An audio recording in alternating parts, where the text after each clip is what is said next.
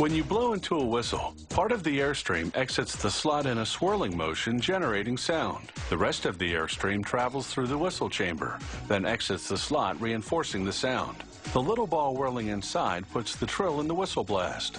Quality whistles are made of solid brass because nothing beats its resonance.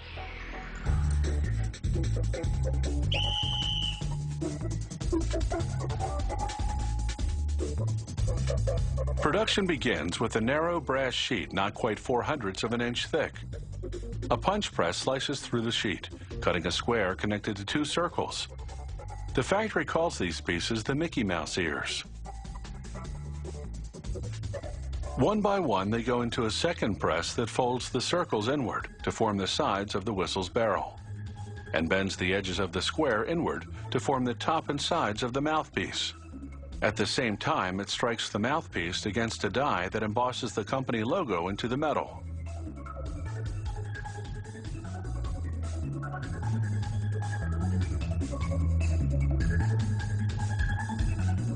Another brass sheet feeds a third press. This machine punches out and partially shapes the part that forms the rest of the whistle. It notches the tapered end, which will be the underside of the mouthpiece, giving your teeth something to grip. Now, a fourth press finishes shaping these pieces. It bends the other end into a circle to form the barrel. The two main parts of the whistle are now ready. A worker snaps them together with pliers. Note that on the bottom piece, the barrel stops short of meeting the top of the mouthpiece. This creates the whistle's air slot.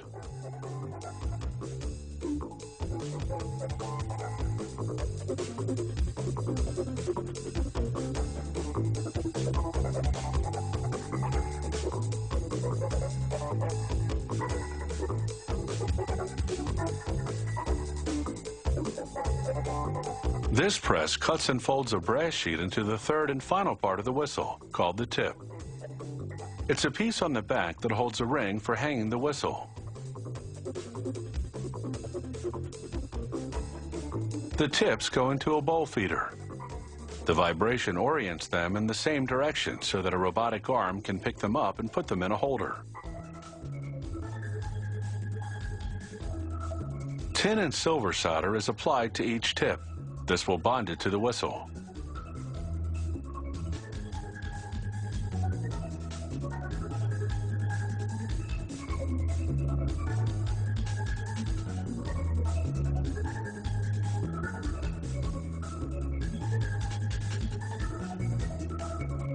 To fuse all the parts together, solder is applied in 6 different spots.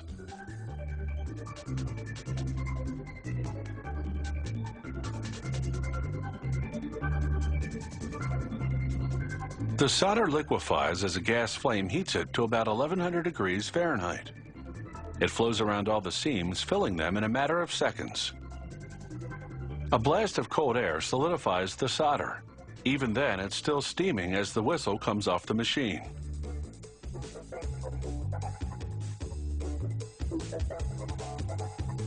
The ball that goes inside the barrel is about a ½ inch in diameter and made of synthetic cork, which doesn't absorb moisture, so the ball never gets soggy and stuck. A worker holds each whistle, now plated with nickel, against the insertion machine.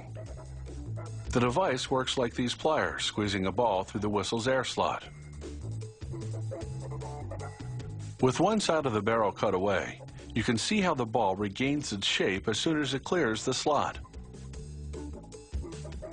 The last step is to hook a steel ring onto each tip.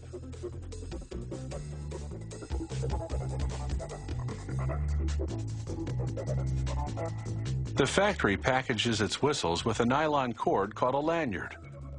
A hook on one end attaches to the whistle's ring.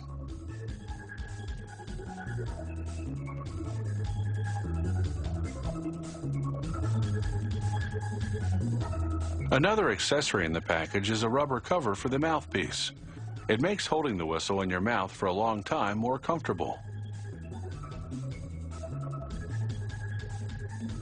This factory also makes customized whistles.